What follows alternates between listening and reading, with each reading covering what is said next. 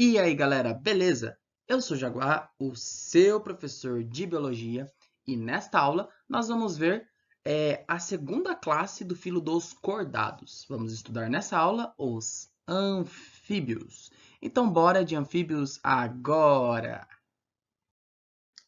Os tópicos que veremos nessa aula, pessoal, será a diversidade, tá? As características gerais dos anfíbios, os sistemas dos anfíbios e, por último, a reprodução.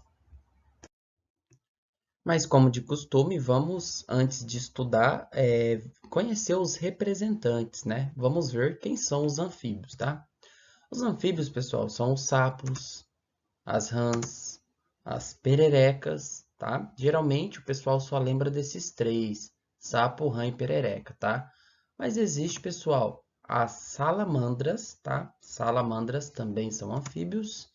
E as cobras cegas, tá? Que não são serpentes, não são répteis. Isso aqui é um nome popular, tá? Isso daqui, pessoal, não é uma serpente, sim um anfíbio, tá bom? E a diversidade, hein, pessoal? Olha só, os anfíbios são divididos em três grupos, tá? Os anuros, já já a gente vai falar deles. Também vamos falar dos urodelos. E por último, as gimnofionas, também conhecidas como cecílias, tá? Cecílias ou gimnofionas são a mesma coisa, tá bom? Anuros, urodelos e gimnofionas ou cecílias. Então vamos começar a organizar os anfíbios dentro dos seus grupos. Primeiro, os anuros, né? Quem são os anuros? Os anuros são os anfíbios mais conhecidos, que são os sapos, as rãs e as pererecas. Sapo, rãs e pererecas são os anuros. E os urodelos, hein? Quem será que são os urodelos? Os urodelos, pessoal, são as salamandras, tá? Aqui eu coloquei um axolote, tá bom? O axolote é um tipo de salamandra, tá? Então, urodelos são as salamandras. E por último, as gimnofionas. Quem será que são as gimnofionas, né?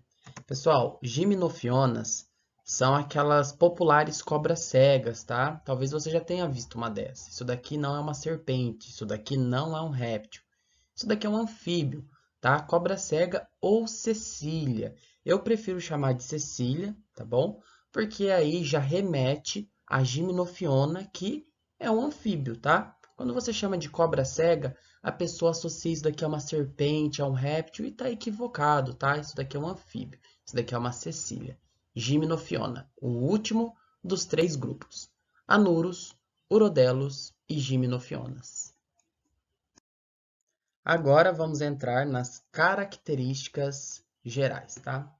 E a primeira característica geral que eu vou colocar para você é que os anfíbios são os primeiros vertebrados porque tem vértebras, tá?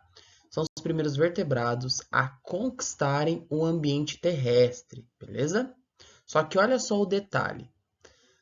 Eles são os primeiros a conquistar o ambiente terrestre, mas de maneira parcial, beleza? Por que, Jaguar, de maneira parcial? Porque eles dependem da água para a reprodução. Então, é verdade que os primeiros vertebrados, tá, a conquistar o ambiente terrestre foram os anfíbios. Só que não foi de maneira integral, tá bom?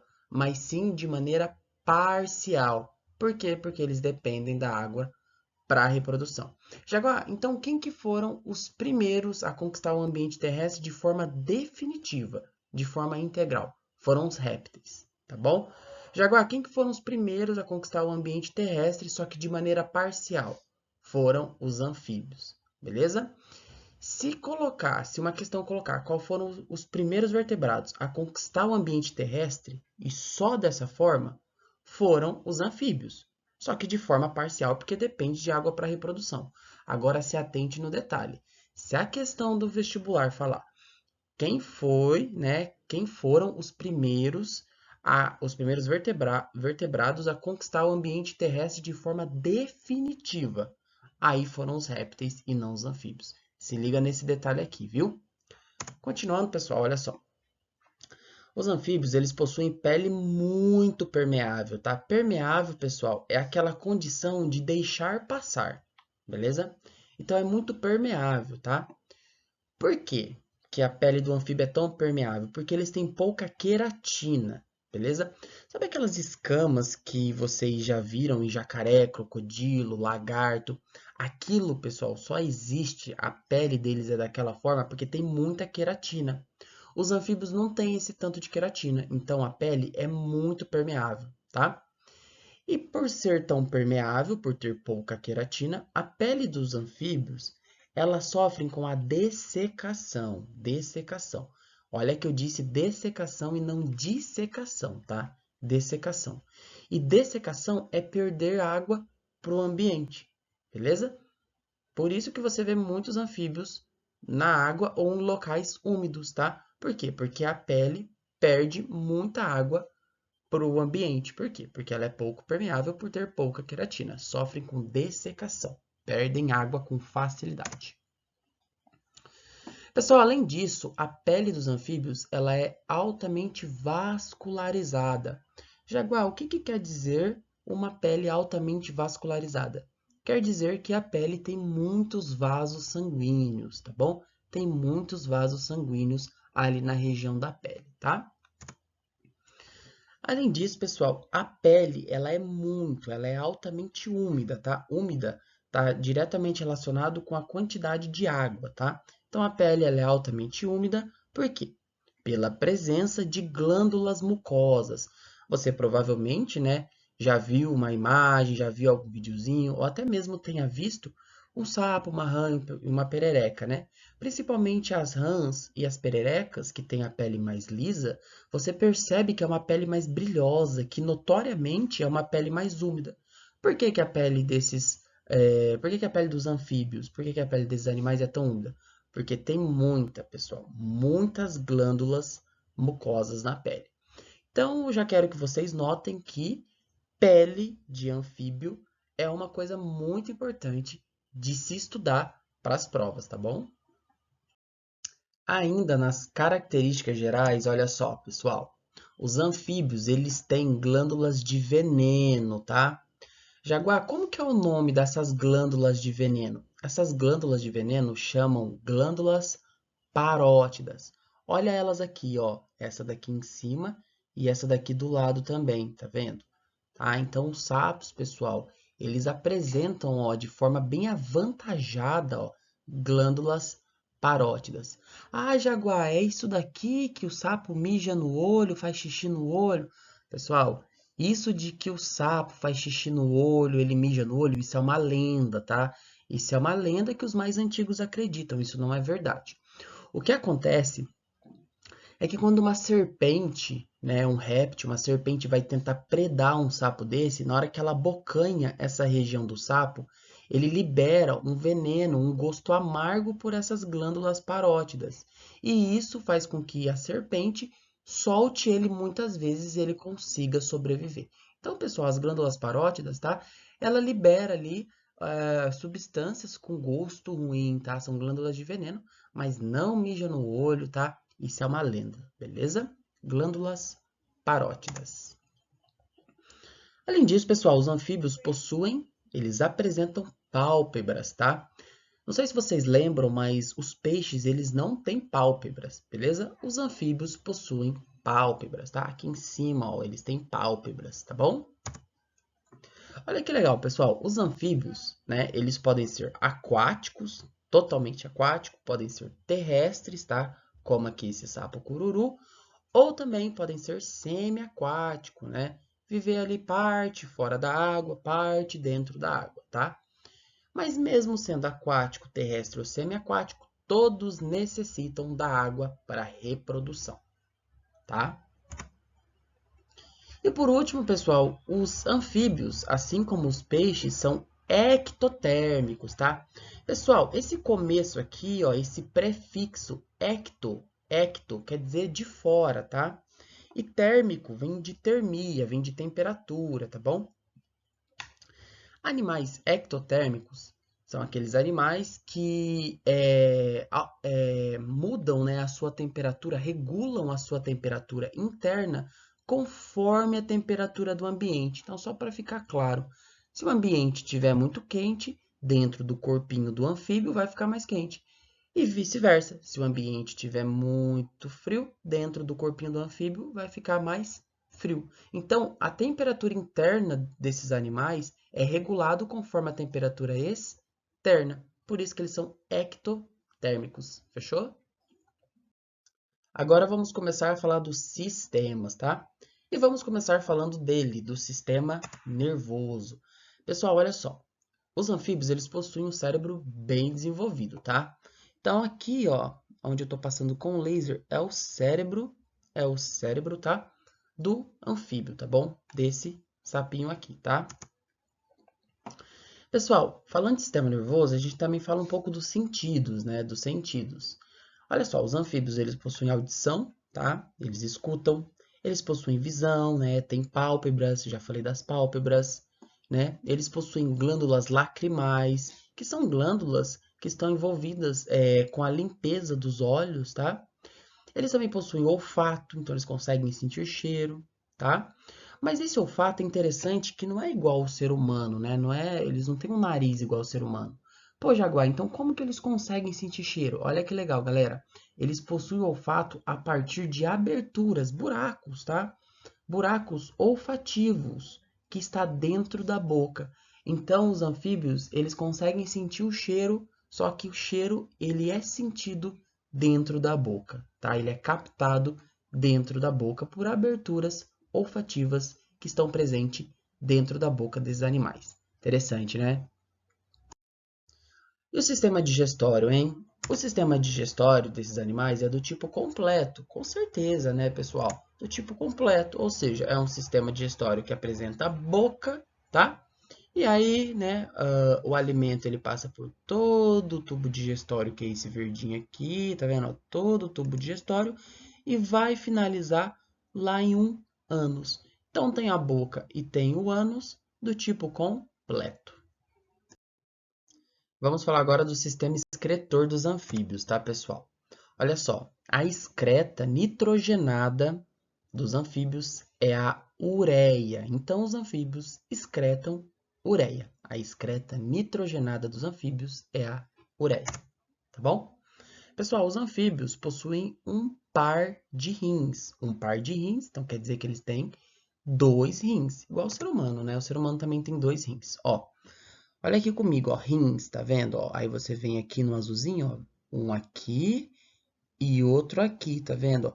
E aí, aqui em amarelinho, ó, tá difícil de ver, tá pequeno, mas aqui tem dois rins, um rim aqui e um outro rim aqui. Então, os anfíbios possuem dois rins, um par de rins. Pessoal, já que eu tô falando do sistema excretor, acho importante trazer a diferença das excretas nitrogenada para vocês, tá? Então, acompanha comigo rapidinho, que eu vou escrever aqui, olha só. Excretas nitrogenadas. Jaguar, o que são excretas nitrogenadas mesmo? Nitrogenadas. Pessoal, as excretas nitrogenadas são restos do metabolismo do nosso corpo, restos do metabolismo de proteína do nosso corpo. Então, o nosso corpo vai lá e metaboliza um monte de proteína, tá? O tempo todo ele faz isso, o corpo de todos os animais fazem isso, e gera lixo. Esse lixo são as excretas nitrogenadas. E tem três tipos de excretas nitrogenadas, tá, pessoal? Vou colocar aqui, ó, a primeira, tá? Que é A1. A primeira, pessoal, é a amônia, beleza? Amônia, tá? A segunda excreta nitrogenada, pessoal, é a ureia. É a ureia. Desculpa a letra, tá, pessoal? Tô tentando escrever aqui, tá? É a ureia. E a terceira excreta nitrogenada é o ácido úrico. Ácido úrico, beleza? É o ácido úrico, tá? Jaguar, quem excreta o quê? Amônia, pessoal. Ó, vamos lá. Amônia, quem excreta amônia são os peixes ósseos que a gente viu até agora, tá? Quem que são os peixes ósseos mesmo, Jaguar? São os osteíctes, ou seja, aqueles peixes que geralmente a gente pensa quando a gente pensa em um peixe, né? O peixe palhaço, que é o famoso Nemo, né? Um lambari, uma tilápia, são todos peixes, tá? Ósseos que liberam amônia. Jaguar, e os condrictes, aqueles peixes, tubarão e raias? Pessoal, tubarão e raia já excretam, a excreta nitrogenada é a ureia. Ureia. Igual o ser humano. O ser humano também excreta ureia, tá?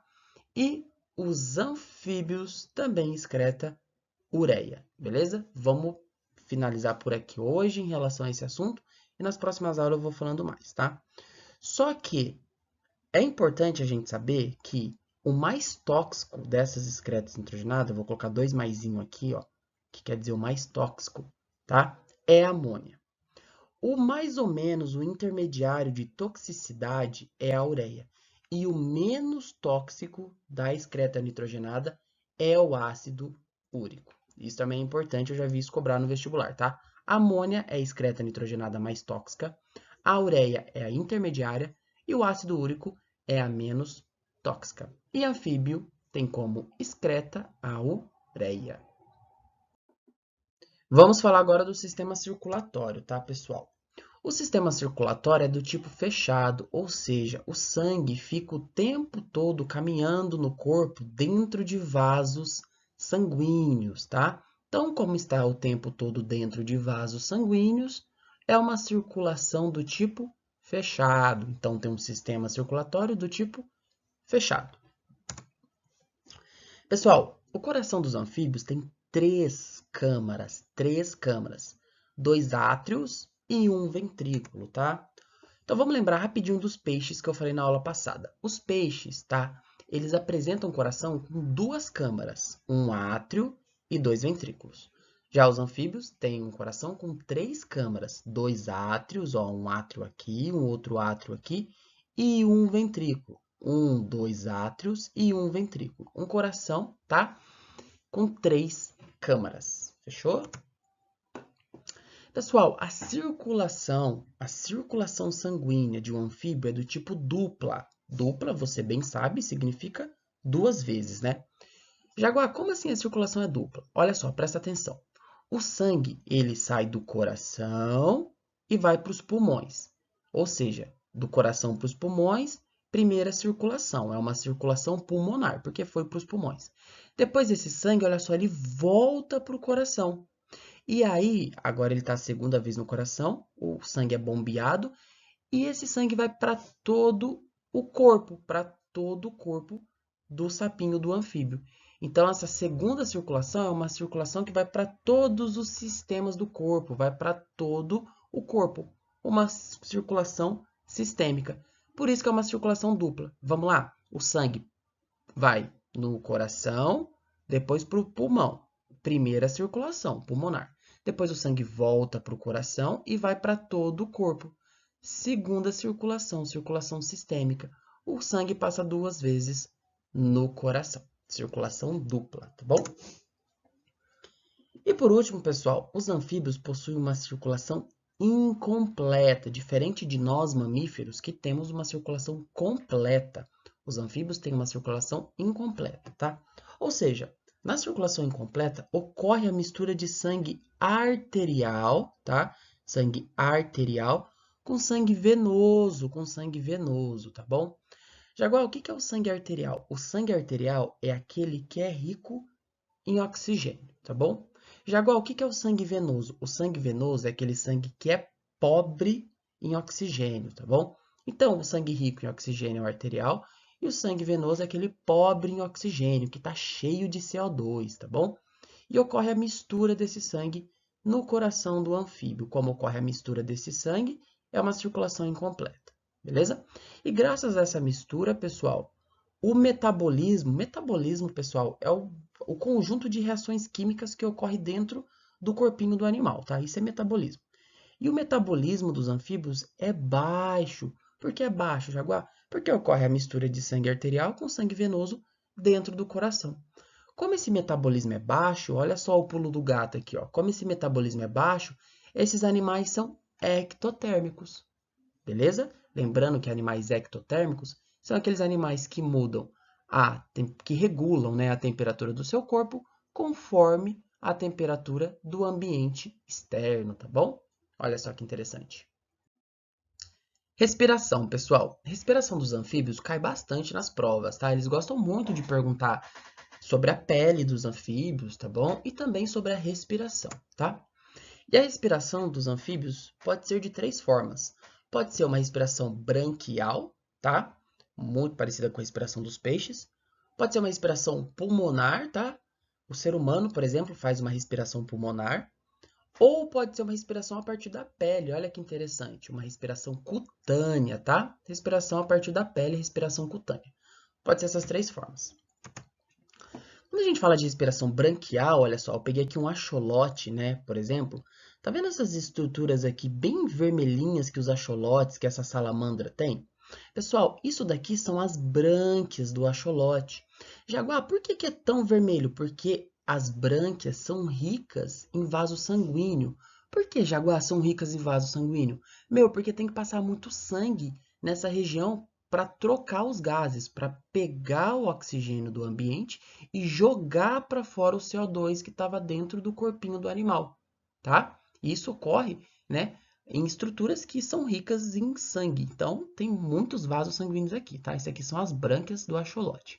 Isso aqui, pessoal, é um girino de sapo. Tá vendo essa estrutura aqui que tem uma abertura? A água, ela entra aqui dentro dessa estrutura e lá dentro, tá, tem as brânquias do girino, tá bom? Então, o girino, eles têm brânquias. Olha só que legal, tá? Já a respiração pulmonar, quando a gente pensa em respiração pulmonar, a gente pensa num sapo adulto, tá? Olha só, pessoal, essa estrutura aqui, ó, roxa desse lado e também roxa aqui, ó. São os pulmões desse sapinho, tá? Então, sapos adultos são exemplos de anfíbios com respiração pulmonar, tá bom? E a respiração cutânea, né? Pessoal, quando você vê um sapo adulto, uma rã, uma perereca, eles também fazem uma respiração a partir da pele, tá bom? Então, olha só que interessante. A fase larval, que é o girino, tá? A fase larval dos anfíbios apresenta uma respiração branquial, tá? Então, a água entra aqui dentro e aqui dentro tem brânquias para fazer a respiração do girino, tá? Já a fase adulta apresenta uma respiração pulmonar aqui, ó. O sapo adulto, né, tem um pulmão roxo aqui, outro pulmão aqui, respiração pulmonar, tá? Só que olha só, pessoal, os pulmões dos anfíbios são pouco desenvolvidos. Não é um pulmão desenvolvido igual ao nosso, igual ao dos mamíferos. É pouco desenvolvido. Ou seja, tem uma baixa superfície de contato, tá? Jaguar, como assim uma baixa superfície de contato? Você tem que imaginar que o pulmão do ser humano, por exemplo, é um pulmão que tem muita superfície de contato. Ou seja, se eu pego o seu pulmão e eu estendo ele, eu vou estender mais ou menos uma área de uma quadra de tênis, para vocês terem noção o tanto de superfície de contato que o nosso pulmão tem. Coitado do pulmãozinho do sapinho adulto, não é desse jeito, tá? Tem pouca, baixa superfície de contato. É pouco desenvolvido. Aí você pensa, imagina um sapo com uma respiração pulmonar. Ele é adulto e tem respiração pulmonar. Meu, o pulmão dele não é desenvolvido. Então ele precisa de uma ajuda, ele precisa de um auxílio, né? Quem que auxilia ele? Olha só. Aqui, ó, respiração cutânea. Então a respiração cutânea, ela complementa, ela auxilia a respiração. Por quê? Porque, olha só, os pulmões têm uma baixa eficiência de respiração, tá? Então, a respiração cutânea, ela vem para auxiliar, para ajudar a respiração pulmonar, tá? E aqui, pessoal, ó, imagina que isso aqui é um zoom na pele de um sapo, tá? De um anfíbio. E aqui, ó, tem os vasos sanguíneos. A pele é bem vascularizada, tem bastante vaso sanguíneo. E aqui, o oxigênio entra a partir da pele, porque a pele é bem fininha, tá? E ela é bem permeável, né? E sai bastante CO2, tá bom? Então, respiração cutânea para auxiliar a respiração pulmonar. E observação aqui, ó. A pele é altamente vascularizada, tem um monte de vasos sanguíneos para poder ocorrer essa troca gasosa nos anfíbios. Pessoal, chegamos no último assunto, tá? Na reprodução. Olha só, pessoal, a reprodução dos anfíbios é uma reprodução sexuada, aquela que ocorre a mistura do material genético, tá? Então, o espermatozoide, que é o gameta masculino, fecunda o ovócito, o óvulo, que é o gameta feminino, tá? E aí, gameta com gameta dá zigoto, e esse zigoto tem a mistura de material genético que veio do macho e da fêmea, do pai e da mãe. Houve essa mistura de material genético, reprodução sexuada. Pessoal, os anfíbios, eles são dioicos, né? O que é ser dioico mesmo? Ser dioico quer dizer que os sexos são separados, ou seja, tem a fêmea, tá? Que produz o óvulo, o ovócito, o gameta feminino, e tem o macho, que produz o espermatozoide, o gameta masculino. Isso é ser dioico, é ter os sexos separados, tá bom? Pessoal, geralmente os anfíbios eles apresentam um dimorfismo sexual. O que é dimorfismo sexual mesmo? Dimorfismo sexual é quando o macho e a fêmea apresentam alguma característica que diferencia um do outro. Por exemplo, pode ser o tamanho, pode ser cor, né? No caso aqui é a cor, ó. Então a fêmea está aqui embaixo e ela tem uma coloração diferente do macho que está aqui em cima, ó. Beleza? Então eles apresentam uma coloração diferente. Então você sabe quem é o macho e quem é a fêmea. Dimorfismo sexual, poderia ser tamanho, tá? Pessoal, os anfíbios, eles necessitam de água para a reprodução, tá? Inclusive, é por conta dessa característica de precisar de água para a reprodução, de ainda depender da água, né, para se reproduzir, é por isso que os anfíbios não é o grupo que conquistou o ambiente terrestre de forma totalmente definitiva, tá? Quem fez isso foram os répteis, tá bom? Os anfíbios foram os primeiros a conquistar o ambiente, foram os primeiros, vou arrumar a frase. Os anfíbios foram os primeiros vertebrados a conquistar o ambiente terrestre, só que não de forma definitiva, e sim de forma parcial. Por quê? Porque eles dependem de água para reprodução, tá? Pessoal, a fecundação nos anfíbios é de forma externa, tá bom? O que é uma fecundação mesmo? Fecundação é quando o espermatozoide fecunda o óvulo, o ovócito, tá? Isso é fecundação. E o espermatozoide produzido pelo macho fecunda o óvulo produzido pela fêmea de forma externa, ou seja, fora do corpo da fêmea. Então, onde que ocorre, Jaguar, essa fecundação? Ocorre na água. E sabe como que isso acontece? Isso acontece quando o macho ele abraça a fêmea dentro da água e o nome desse abraço ele chama amplexo.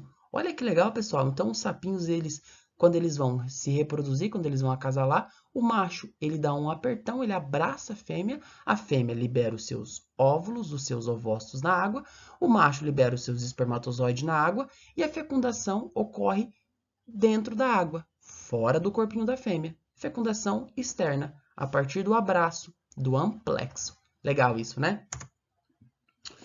Pessoal, os ovos dos anfíbios são ovos moles. Isso faz sentido, né? Os ovos são moles, assim como dos peixes, porque esses ovos estão na água, tá? Então, eles não têm aquele problema de sofrer com dessecação, sofrer com perda de água. Ora, eles estão dentro da água, né? Então, esses ovos são moles, tá?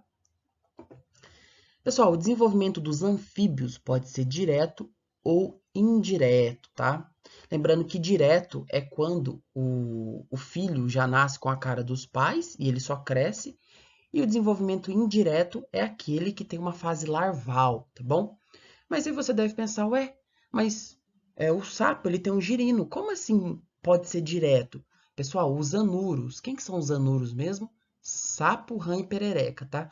Todos eles apresentam desenvolvimento indireto, tá? Então, geralmente, quando a gente pensa no desenvolvimento de anfíbio, a gente pensa em sapo, rã e perereca. E automaticamente a gente liga com o desenvolvimento indireto. Mas vale lembrar que anfíbio não é formado só por sapo, rã e perereca. Tem salamandra, tem cecílias, tá? Então, o desenvolvimento pode ser direto ou indireto. Só que olha só, vamos pegar o indireto, né? Que é o mais comum pra gente. Sapo, rã e perereca. Olha só que interessante, pessoal. Aqui tem o macho e a fêmea, né? Fazendo o amplexo, né? Esse abraço aqui, ó. Aí a fêmea libera os seus óvulos, os seus ovócitos na água. O macho libera os seus espermatozoides na água. Os espermatozoides na água vai fecundar os óvulos, fecundação externa, gameta com gameta dá zigoto. Esse zigoto vai se desenvolver em um embrião.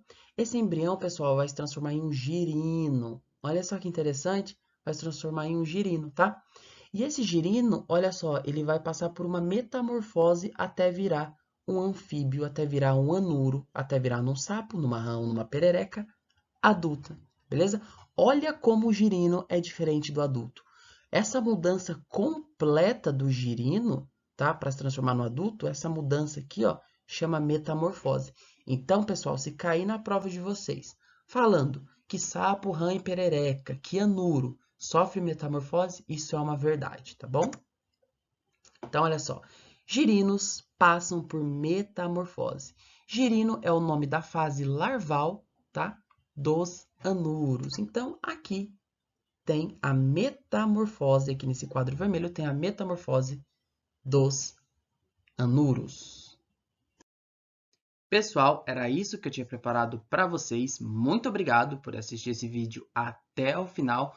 Um forte abraço, valeu e fui!